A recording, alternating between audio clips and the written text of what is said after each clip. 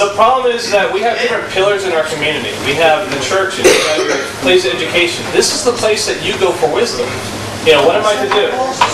And the students are no different. They go to their professors to ask them about this system. And right now you have students that basically, because our system has now created this, they have to have loans for 20, 30 years after, or 20, 10, 20 years after they graduate, that they're going to have huge problems paying off.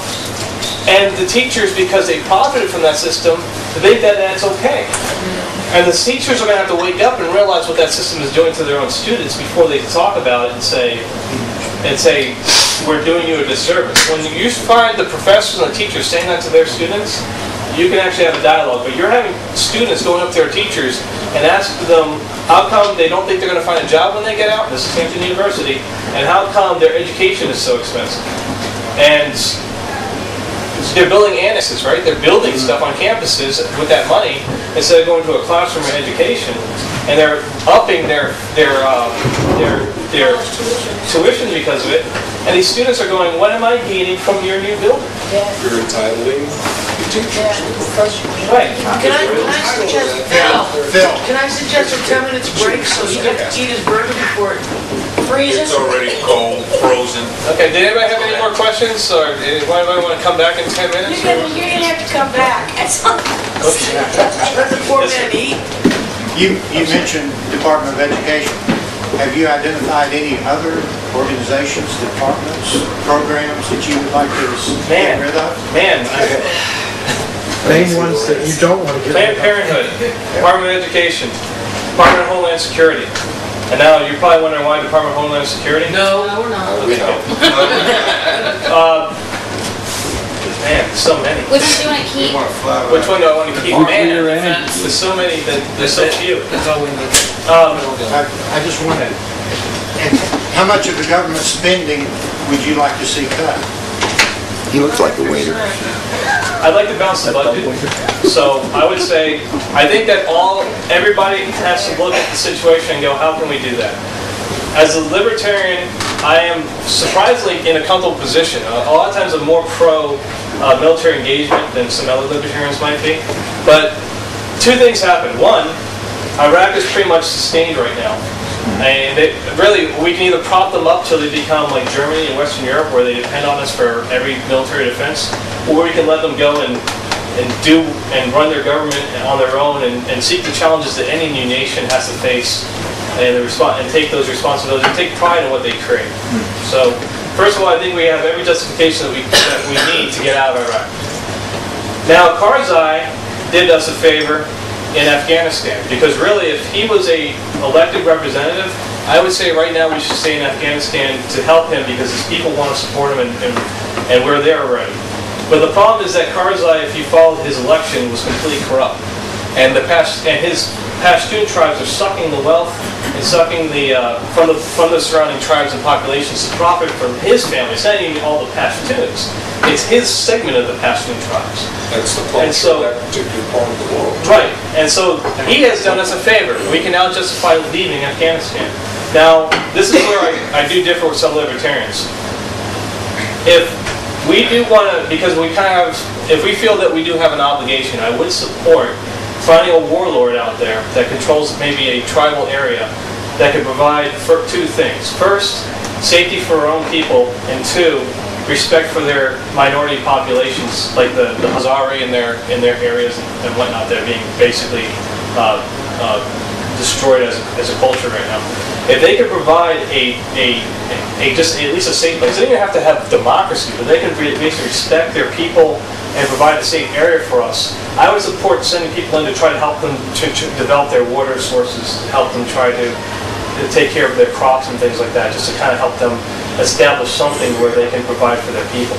But if they can't provide that, there's no reason why we should support anybody who can't treat their minority populations and their citizens correctly. I mean, What do you do about Ahmadinejad in Iraq? Well, we have something that I like to call a stealth bomber.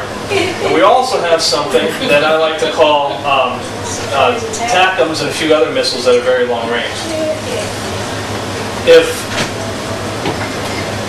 If we truly feel, and I don't have the classified documents, so I'm not going to spout off anything, because I don't. You know, I don't, you know, every now and then I sit there and I hear 10 years ago that he was about to have nuclear weapons 2 years later, and now it's 10 years later and he still doesn't have them. So I hate to say that I don't trust the stuff that comes from our government, but I don't always. When I'm in that position, if I can look at those classified documents and then make the determination that, yes, they're building up weapons of mass destruction and whatnot, I would support striking. Do you trust that he wants to take Israel off the face of the earth? I actually would have to say... You trust that he means what he says? Yes. Good. Yes. You think we should be allies with Israel? I think that we should be supportive of Israel. Yeah, I would say yes. I mean, I'm going to throw that out there. I mean, they're the only damn people over there that got any sense. But my concern, though, for Israel, though, is the amount of money that we do put into Israel. Doesn't matter. It's all but ally, making visits, basically supporting. Everybody has a right to defend themselves. At the same time, we have to be careful with the policies that they do because, I mean, let's face it. If you're being bombed every day, you're going to be ticked off.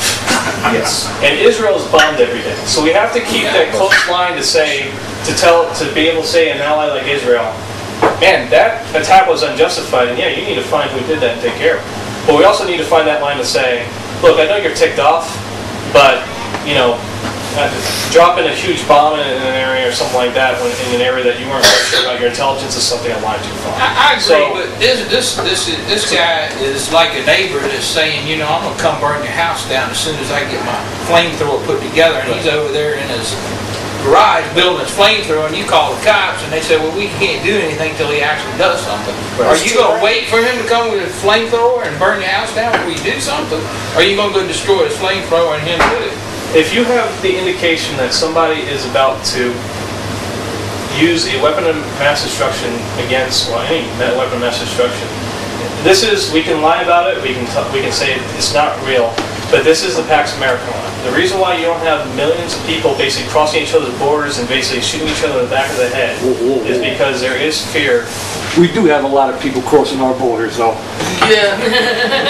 Okay. Well, is the fear that maybe the international community, led by the United States, might do something about it. So I think that it's important to be engaged. I think that I don't want to say unilaterally, yes, I'm going to support Israel and everything, or yes, I'm ready to bomb Iran if they kind of twitch at me strangely. Well, then you have what to think about it. Aaron, you said you think we should be getting out of Iraq right now. Yes. We have troops, we have supplies, we have bases, and if you want to take all that out and you think there's something coming down the pipe with Iran, that would be a bad move in my opinion. Well, we have pull everything out of the area. We have weapons enough they can reach out and touch them. But we got to fly over airspace and get people's permission. That was the same problem we had before. It depends what you think is the biggest national security threat. Right now, I think our insolvency is the biggest threat that we have right now. And I think that we're spending a lot of money doing those things, and it's not a question of how I feel about a country that has been very supportive of us in the past. It's more about the fact that we have to try to withdraw where we can, because right now we're spending a lot of our resources basically... The federal government was one reason the federal government was agreed to, and that was for the common defense. Right. All right? Not for education, not for giving you a job, not for giving everybody a free lunch. Right. That's up to the states and the local government. If that's what you want, you pay for it. But the federal government, I get tired of people telling me that we're spending too much money on